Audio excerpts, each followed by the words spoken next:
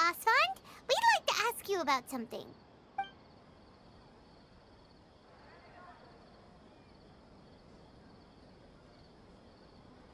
I see. So, Catherine's the one who sent you this way.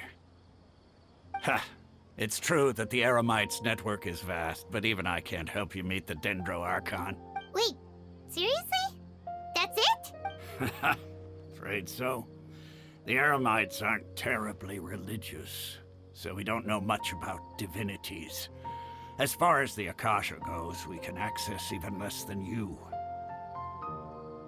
We originally came from the desert. The gods there died off long ago. Since those days, we've used our own two hands to carve out a living. We don't beg gods for their aid. It isn't just us, though. If you ask me, I think most in Sumeru aren't interested in Lesser Lord Kusanali. Oh? Why's that? Just take the Academia, for example. They're the ones who truly rule Sumeru.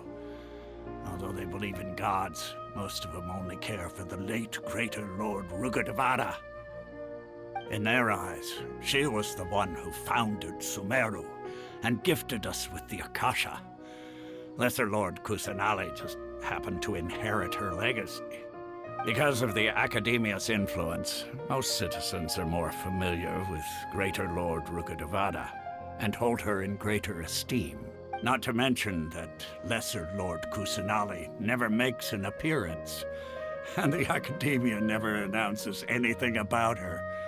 As far as the people of Sumeru are concerned, she's just a god that exists. And that's all. Really? Aw. After hearing all of that, Paimon sort of feels bad for Lesser Lord Kusanali. Ha! But who knows? We're all just guessing when it comes down to it. Besides, I'm sure the God of Wisdom doesn't worry about her reputation among people like us. All right. Well, thanks for the info, Asfand. No problem. Always happy to help out the Adventurers Guild.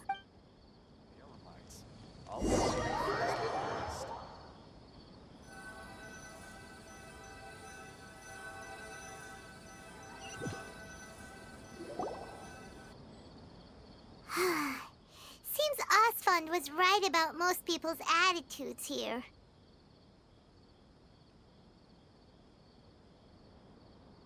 Not only are they not interested in the Dendro Archon, they even say stuff like, if the Akasha doesn't think I should know, then I don't need to know about it. We've been asking for information non-stop ever since we got to Sumeru. But the harder we try, the more helpless everything seems. Isn't there at least one person in this entire city who cares about Lesser Lord Kusanali? Oh, you two are interested in Lesser Lord Kusanali? Huh? Who are you? From the sound of it, you two are Outlanders who recently arrived here. You've been asking around for information on Lesser Lord Kusanali, right? Oh, I'm sorry. I forgot to introduce myself. I'm Dunyarzad, one of Lesser Lord Kusanali's faithful followers. Whoa, really? Then do you know how we can meet with her? I'm afraid I can't help you with that. But your conversation earlier did happen to remind me of a legend about the Dendro Archon. Sure. It goes like this. Long, long ago, there was a man who heard a prophecy. It predicted that a great calamity was about to befall him. Panicked by what he heard, the man sought out the Dendro Archon in hopes that she would bless him with the wisdom to help him escape his predicament.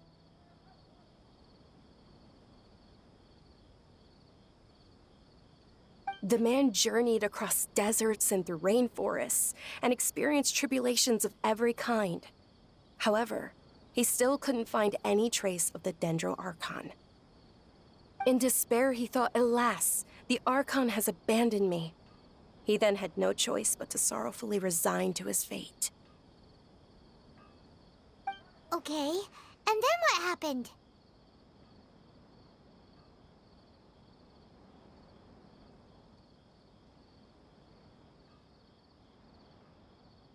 And then, The calamity came. But to his own surprise, the man felt somehow emboldened by the trials of his journey. By relying on his own strength, he managed to overcome the adversity. At that moment, a bird perched upon his shoulder. This bird was, in fact, an avatar of the Dendro Archon. She said,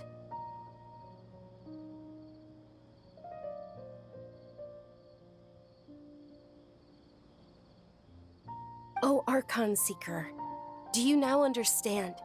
She and her wisdom have long been found by you."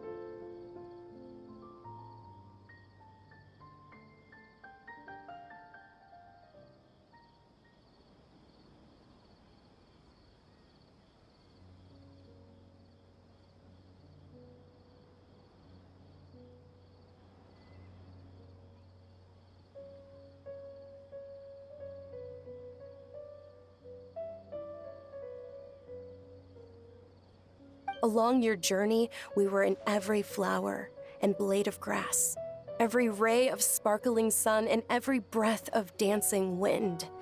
So long as you continue to think and ponder, we'll be wherever you go. Yeah, thanks for the story. Paimon feels all warm and fuzzy inside after that. In a way, it seems like this story is also one of the Dendro Archon's avatars. Dunyarzad, since you worship Lesser Lord Kusanali, can you tell us anything else about her? Of course. So did you two know that, I'm terribly sorry, but it seems something's come up now. Let's chat another day.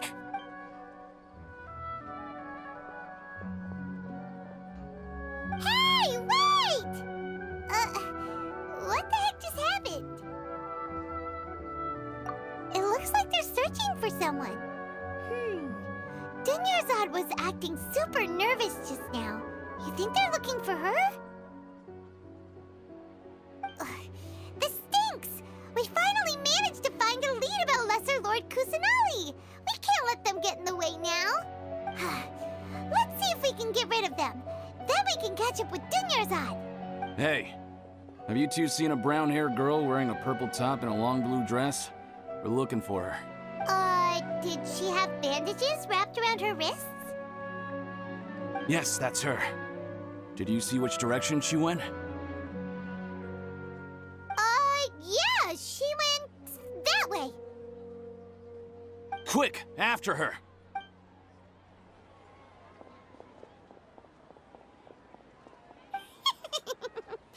That should keep him busy for a while. Let's hurry and find Dunyarzad.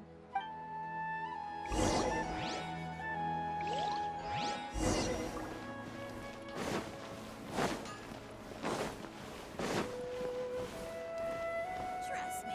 Just take my word for it. There you are, Dunyarzad. We thought you might have been long gone by now. Oh, it's you two. Oh, you startled me there. You can relax now. We threw those people looking for you off the trail. Really? Thank you so much. Unfortunately, I believe there's still more of them out there looking for me. Uh-oh, looks like there's some coming this way. Huh? More of them? Then what are we standing here for? Run! No, wait, my body isn't in the best shape. It's difficult for me to... Okay, sounds good. There's a tavern on the other side of the port we can go to. They probably wouldn't expect me to hide in a place like that. All right, let's move out. Stay behind us. We'll keep an eye out for anyone looking for you. This new shipment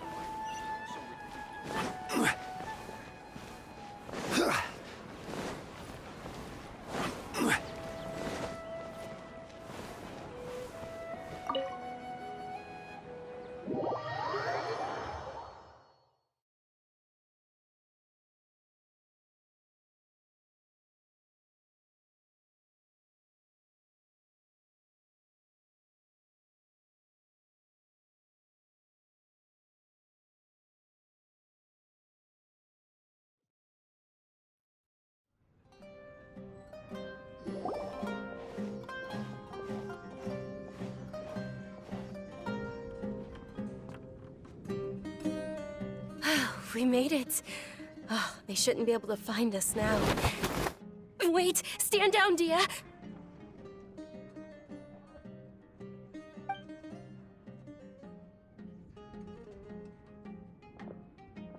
My lady, who are these two?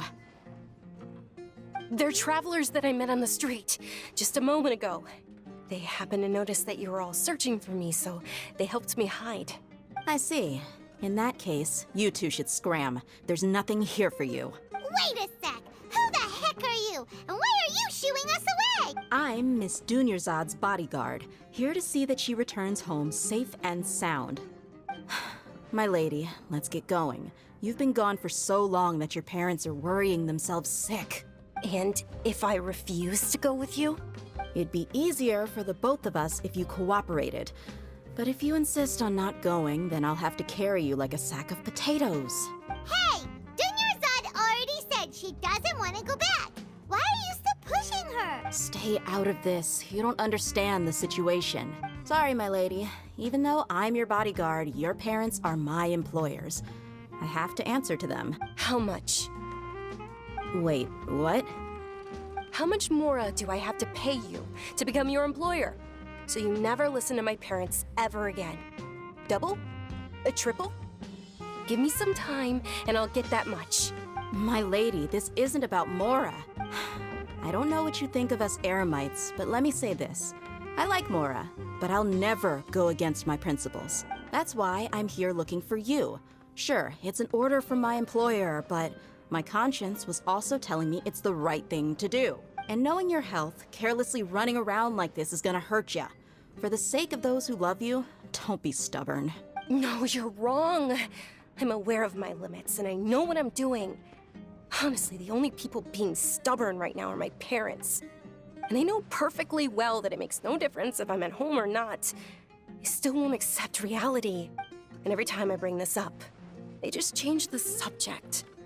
Dia, you've been living with us a long time already. This should be old news to you. Dia, I know it hasn't been easy for Mother and Father, and I'm grateful for everything they've done for me. But there's someone else in this world I'm also grateful to, because she saved me. The love I have for her is the same I have for my parents. This is my life and my last chance. So I want to do something meaningful. My lady, are you sure what you're doing now is meaningful? Yes, I'm sure. At least, it is to me. Fine, I won't ask you to return home anymore. But let me make something very clear. I'm only doing this because I respect your determination, not because I agree with you. Thank you, Dia. Sorry for being so rude just now. My nerves were acting up. And I even brought up your payment in such an offensive way. Don't worry about it, my lady. I did say that I like Mora. Besides, that's our next topic of conversation. Today's little excursion caused such a ruckus that every single bodyguard at the estate was deployed. It wouldn't be easy to hide things from your old man. Since this definitely won't be your last escapade, here's a little tip. You should at least make it look like your room and things are still in order when you leave. Also, you'll need someone to cover you for when you're out and about. So, I'll let you hire me, my lady. This way, everyone wins. As for the pay, let's say half of what your father pays me. We can settle the bill when we return to the estate. Okay, deal. Yay! Looks like they've reached an understanding. I'm fine, really. I just feel a little tired now that things have calmed down. My lady, stop trying to look tough. We're already in a tavern, so let's rest up and grab some grub. I'm sorry for worrying you two. If you don't mind, I'd like for you to join us. Sure! After you rest up, we want to hear more about Lesser Lord Kusanali.